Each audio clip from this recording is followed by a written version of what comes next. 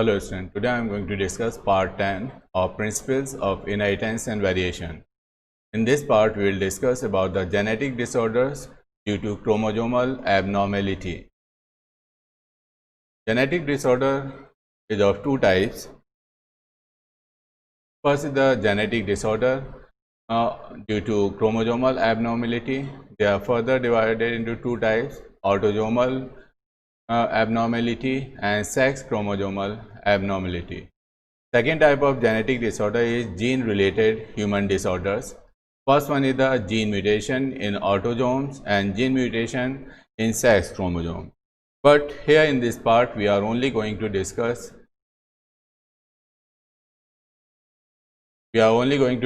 about the first part, that is genetic disorder due to chromosomal abnormality. So first we will discuss genetic disorder due to chromosomal abnormality. There are two reasons for this type of genetic disorder. First one is the aneuploidy, and first we will discuss about the autosomal abnormality. The first example of this is the Down syndrome. It was first reported by Langdon Down in 1866. It is caused by the presence of an extra chromosome 21. So it is a trisomy of 21 chromosome. In trisomy, there is increase in the number of chromosomes. So there is increase in the, instead of 2, there are 3 chromosomes at chromosome number 21. The reason for this disorder is that both the 21 chromosome passes into the single egg due to non-disjunction during the oogenesis. We already have discussed that non-disjunction takes place in some of the time, and the chromosomes unable to separate at the time of anaphase 1 of meiosis. So both the chromosomes, instead of equally dividing to two different cells, they move to one cell or one gamete. Egg possesses 24 chromosomes. Normally there are 23 chromosomes in an egg, but when trisomy of 21 chromosome takes place, there are 24 chromosomes instead of 23 chromosomes. Offspring has 47. There are 47 instead of 46 chromosome. तो इस case में normally एक gamete के अंदर 23 chromosome होते हैं, लेकिन यहाँ पर ट्राइसोमी में एक क्रोमोजोम इंक्रीज हो जाता है, इसलिए यहाँ पर 24 क्रोमोजोम पाए जाते हैं और total number of chromosome zygote के अंदर 46 के बजाय 47 क्रोमोजोम यहाँ पर पाए जाते हैं. फीमेल के अंदर 45 प्लस XX होता है और मेल के अंदर 45 प्लस XY होता है. फीमेल के अंदर यहाँ नॉर्मली 44 क्रोमोजोम होते हैं, लेकिन यहाँ 45 है क्योंकि क्रोमोजोम नंबर 21 पर 2 की बजाय 3 क्रोमोजोम्स प्रेजेंट हैं. और ऐसा इसलिए हुआ है क्योंकि एग फॉर्मेशन के वक्त जो क्रोमोजोम नंबर 21 था, जो होमोलोगस पेयर था, वो सेपरेट नहीं होता है, उसका नॉन डिसजंक्शन होता है, इसलिए दोनों क्रोमोजोम एक ही सेल में, एक ही गैमेट में ट्रांसफ़र हो जाते हैं. और जब वो एक नॉर्मल स्पर्म के साथ फर्टिलाइज होता है तो वहाँ पर एक क्रोमोजोम ज़्यादा होता है, यानी 46 के बजाय 47 क्रोमोजोम हो जाते हैं. तो फीमेल अगर डेवलप हो रही है तो वो उसके अंदर 45 ऑटोजोम होंगे, और अगर मेल हो रहा है तो उसके अंदर भी 45 होंगे. यहाँ पर एक क्रोमोजोम क्यों इंक्रीज हो रहा है? क्योंकि क्रोमोजोम नंबर 21 पर नॉर्मली 2 क्रोमोजोम होते हैं और यहाँ पर 3 क्रोमोजोम. इसको अभी हम क्रॉस करके देखते हैं ये कैसे होता है. Now there are some symptoms. Rounded face, broad forehead, permanently open mouth, protruding tongue, projecting lower lips, short neck, flat hands, lower IQ less than 40, heart and other organs are defective. Now we will see that by cross कि ये किस तरह से ये problem होती है. Normally क्या होता है कि 44 प्लस XX फीमेल के अंदर होते हैं और 44 प्लस XY क्रोमोसोम्स मेल के अंदर होते हैं। जब गैमेट फॉर्मेशन होता है तो ये हाफ हो जाते हैं, 22 plus X and 22 plus X। इसी तरह से स्पर्म फॉर्मेशन के टाइम होता है कि 22 प्लस X और 22 प्लस Y। फिर इसमें फ्यूजन होता है, ये 44 प्लस XX हो जाएगा और ये एक फीमेल होगी।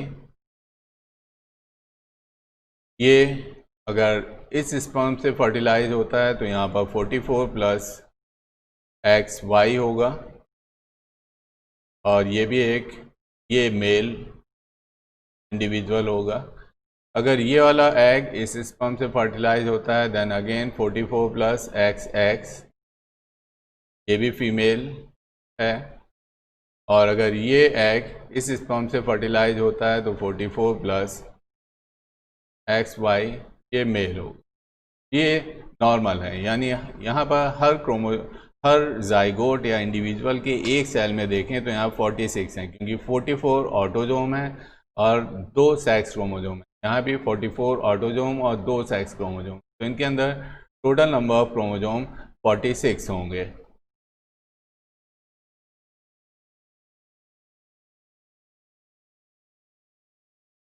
अब हम देखते हैं कि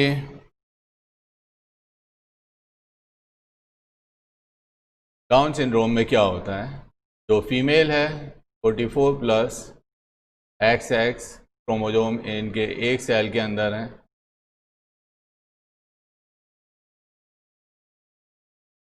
और मेल के अंदर 44 प्लस XY है। जो पेरेंट्स हैं उनके अंदर ये क्रोमोजोम प्रेजेंट हैं। अब यहाँ गैमेट बनते वक्त क्या होता है कि यहाँ पर जो क्रोमोजोम नंबर 21 है, क्रोमोजोम नंबर 21 है, ये सेपरेट नहीं, इक्वली सेपरेट नहीं होते हैं। तो यहाँ पर 22 होने चाहिए थे, यहाँ आप देखेंगे 22 हैं, लेकिन यहाँ पर 23 क्रोमोजोम हो जाते हैं प्लस X, और यहाँ भी यहाँ पर कितने हो जाएंगे, एक कम हो जाएगा 21 प्लस X। यह इसके अंदर नॉर्मल स्पर्म फॉर्मेशन होगा 22 plus X and 22 plus Y। तो जो ट्राइसोमी पाई जा रही है वो इस एग के अंदर पाई जा रही है।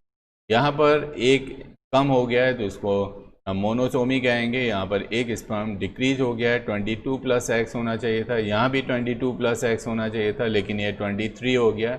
ऐसा इसलिए हुआ कि क्रोमोजोम नंबर 21 पे 2 क्रोमोजोम थे, जो अब इन दोनों क्रोमोजोम को अलग अलग सेपरेट होना था।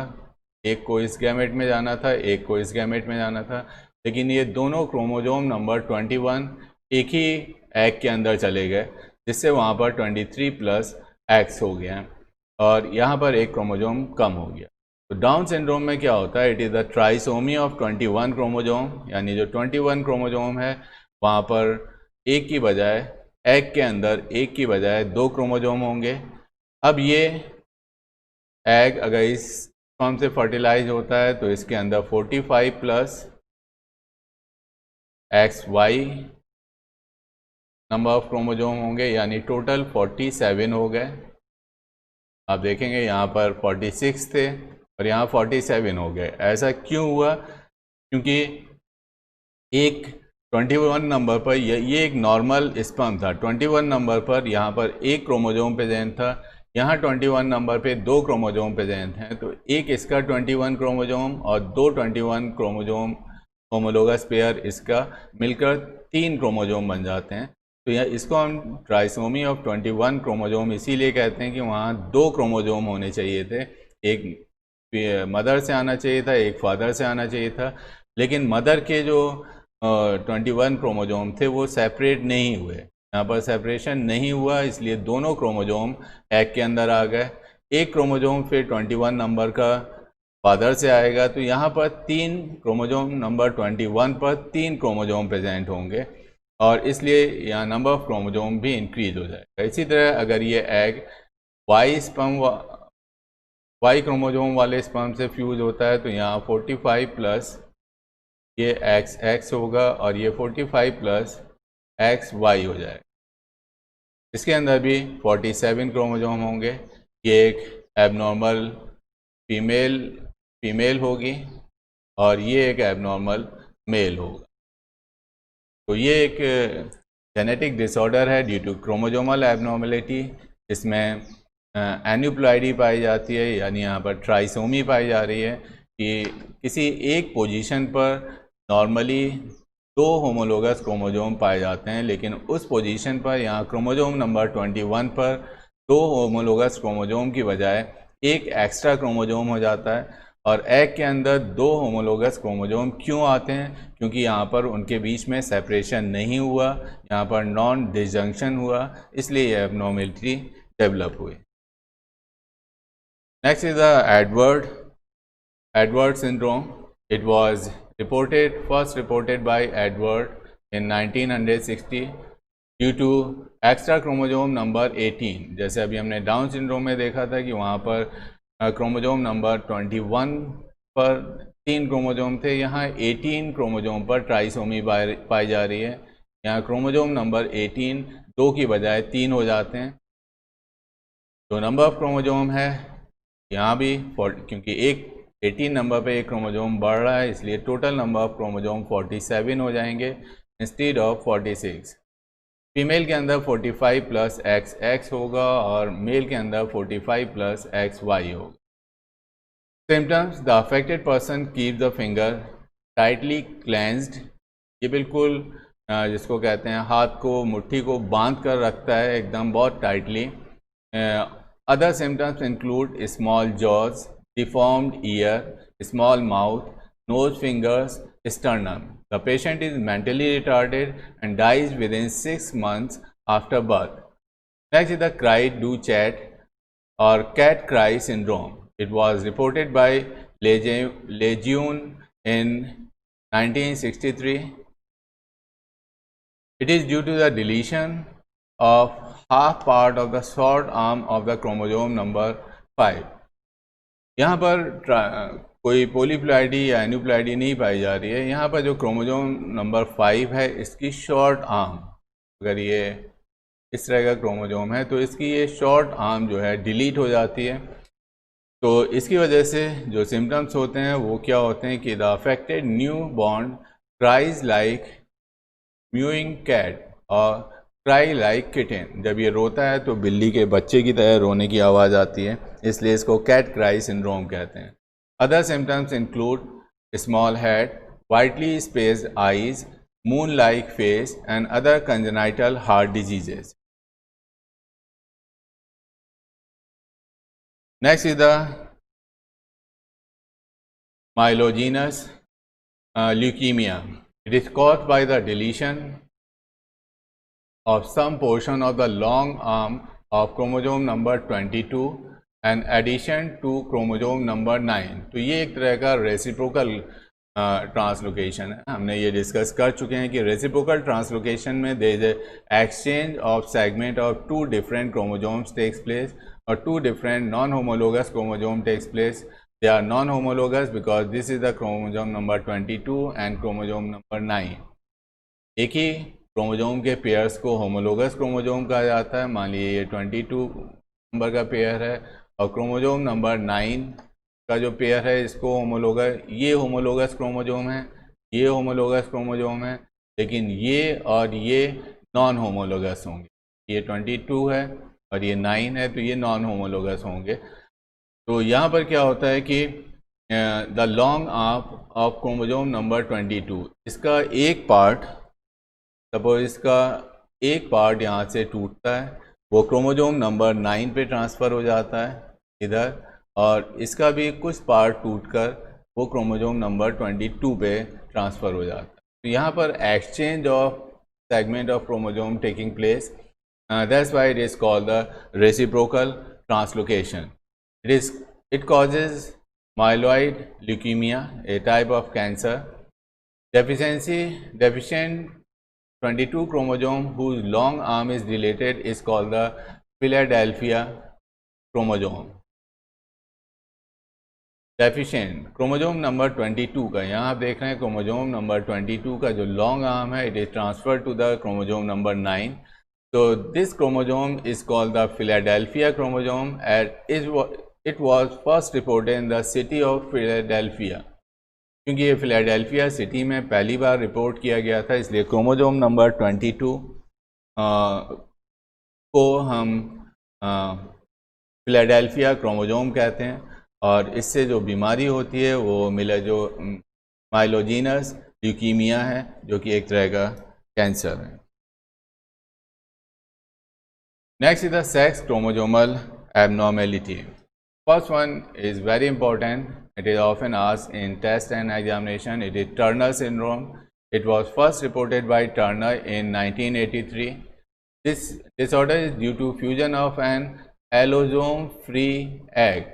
Allosome-free egg, यहाँ आप देख सकते हैं कि एक ऐसा एग जिसमें सेक्स क्रोमोजोम एब्सेंट है. यहाँ हमने 0 लिखा है, यानी यहाँ पर कोई भी सेक्स क्रोमोजोम नहीं है. So this disease is caused due to fusion of an allosome-free egg with a normal X sperm 22 plus X to form a zygote 44 plus X0.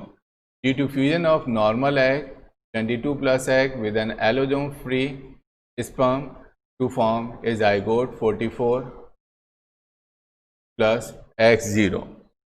तो यहाँ पर होता क्या है कि जो एग है, नॉर्मली एग के अंदर 22 प्लस एक्स क्रोमोजोम होते हैं, लेकिन यहाँ पर क्या है कि 22 प्लस 0 है. तो यहाँ हुआ क्या है कि जो गैमेट फॉर्मेशन के वक्त यहाँ नॉन डिसजंक्शन कहाँ पर हुआ, सेक्स क्रोमोजोम में हुआ, कि दोनों एक्स क्रोमोजोम जो सेपरेट होने चाहिए थे वो सेपरेट नहीं हुए और वो एक ही गैमेट के अंदर ट्रांसफ़र हो गए, जिससे दूसरा जो गैमेट था वो एलोसोम फ्री रह गया. अब ये एक नॉर्मल स्पर्म के साथ फ्यूज होता है तो मेल और फीमेल दोनों बनते हैं. इसको हम आगे देखते हैं. तो यहाँ पे एक क्रोमोजोम कम है, इसलिए जो टोटल नंबर ऑफ क्रोमोजोम होंगे वो 46 की बजाय 45 होंगे. The person are sterile, rudimentary ovaries, underdeveloped breast, short stature less than 5 feet, webbed neck, and abnormal intelligence, heart and hearing impairment, and large breast in male. The 44 plus Y0 in male is not viable, so that it does not occur in nature. क्योंकि यहाँ पर कोई भी X chromosome नहीं है, and Y chromosome do not contain any life supporting type of genes. तो Y chromosome एक short chromosome होता है और इसमें जो जीन्स होते हैं वो हाइपोट्राइकोसिस के लिए होते हैं, TDF के लिए यहाँ पर जीन होता है, लेकिन कोई ऐसा जीन नहीं है जो X क्रोमोजोम पे पाए जाते हैं जो हमारे सेल के फंक्शनिंग के लिए ज़रूरी होते हैं. वो क्रोमोजोम यहाँ मिसिंग होंगे, तो इस तरह का मेल एक नॉन वायबल होगा और बर्थ से पहले ही इसकी डेथ हो जाएगी. तो इसको हम क्रॉस के ज़रिए समझने की कोशिश करते हैं कि ये यहाँ पर होता क्या है. यहाँ पर जो फीमेल है उसके अंदर 44 प्लस एक्स क्रोमोजोम है और ये एक फीमेल है. जो मेल है वो 44 प्लस XY क्रोमोजोम है. यहाँ जब गैमेट बनता है then non disjunction takes place in this sex chromosome in female. ये दोनों सेपरेट नहीं हो पाते हैं. तो यहाँ पर जो एग बनेगा, जो गैमेट्स बनेंगे, एक के अंदर 22 प्लस XX दोनों क्रोमोजोम सेक्स क्रोमोजोम आ जाएंगे और दूसरा जो है वो एलोसोम फ्री एग होगा. यहाँ पर जो गैमेट बनेंगे वो 22 प्लस X होगा और दूसरे स्पर्म के अंदर 22 प्लस Y होगा. तो यहाँ पर जो प्रॉब्लम होती है वो है जब इस एग के साथ कोई भी स्पर्म फ्यूज होता है तो ये प्रॉब्लम डेवलप होती है. तो इसको हम देखते हैं कि यहाँ क्या होता है कि जब ये एलोसोम फ्री एग, यहाँ पर देखिए नॉन डिसजंक्शन हुआ था, यानी दोनों एग होमोलोगस एक्स क्रोमोजोम, एक को इधर आना था एक को इधर, लेकिन दोनों ही एक सेल में ट्रांसफ़र हो गए. इसलिए दूसरा जो एग है वो एलोसोम फ्री है, यानी यहाँ पर कोई सेक्स क्रोमोसोम नहीं है। इसके शो करने के लिए इसको हमने यहाँ 0 लिखा है। ये एग जब एक्स क्रोमोसोम वाले स्पर्म से फर्टिलाइज होता है तो ये 44 प्लस एक्स 0 बनाएगा, और ये अगर इस स्पर्म के साथ फर्टिलाइज होता है तो यहाँ पर 44 प्लस वाई 0। ये एक फीमेल इंडिविजुअल होगी और ये एक मेल इंडिविजुअल होगा। फीमेल इंडिविजुअल सर्वाइव तो करेगी लेकिन ये एक एबनॉर्मल इंडिविजुअल होगी। यहाँ पर टोटल नंबर ऑफ क्रोमोसोम देखिए, नॉर्मली 46 होते हैं, यहाँ पर 44 इधर है, एक सेक्स क्रोमोसोम है, तो यहाँ total number of chromosome are instead of 46 there is only 45 chromosome. Similarly here, number of chromosomes are 45, but this male cannot survive. It's not a viable. It dies before birth. तो ये survive नहीं करेगा. It dies. So there is no male with this type of chromosomal arrangement. Only female can survive, but that female will be an abnormal female, and the disease is known as Turner syndrome. We already have discussed the symptoms of these diseases. Next disease is the Klinefelter syndrome. It was first reported by Klinefelter in 1942. This syndrome is caused due to trisomy of sex chromosome. It is formed due to an abnormal egg and a normal sperm. When they fuse, a chromosomal arrangement of 44 plus XXY is developed. Such persons are sterile male because they are feminized male. ये एक mail तो होता है लेकिन इसके अंदर female characteristics पाए जाते हैं। क्या कैरेक्टरिस्टिक्स होते हैं? Under developed testes, testes under developed होंगी, मेंटल रिटार्डेशन होगा, female like sparse body hair होंगे, नॉक नीज जो फीमेल में पाया जाता है, ये नॉक नीज यहाँ पर पाए जाएंगे, long limbs with female characteristics and enlarged breast and feminine pitched voice. तो इसके ब्रेस्ट भी एनलार्ज्ड होंगे और आवाज़ भी फीमेल की तरह होगी। नॉक नी होगा, यानी चलने या खड़े होने पर दोनों घुटने आपस में टच होंगे। तो ये एक प्रॉब्लम है जिसमें एक एबनॉर्मल एग जब नॉर्मल स्पर्म के साथ फ्यूज होता है तो ये कॉम्बिनेशन बनता है 44 प्लस XXY, और ये जो प्रॉब्लम है इसको क्लाइनफेल्टर सिंड्रोम कहते हैं। इसको भी हम क्रॉस के ज़रिए समझने की कोशिश करते हैं। फिर ये एक नॉर्मल फीमेल इंडिविजुअल है और ये एक नॉर्मल मेल इंडिविजुअल। यहाँ पर जब एग फॉर्मेशन होता है, ये हम लास्ट टर्नर सिंड्रोम में इसको देख चुके हैं कि ये जो क्रोमोसोम हैं XX, ये सेपरेट नहीं होते हैं।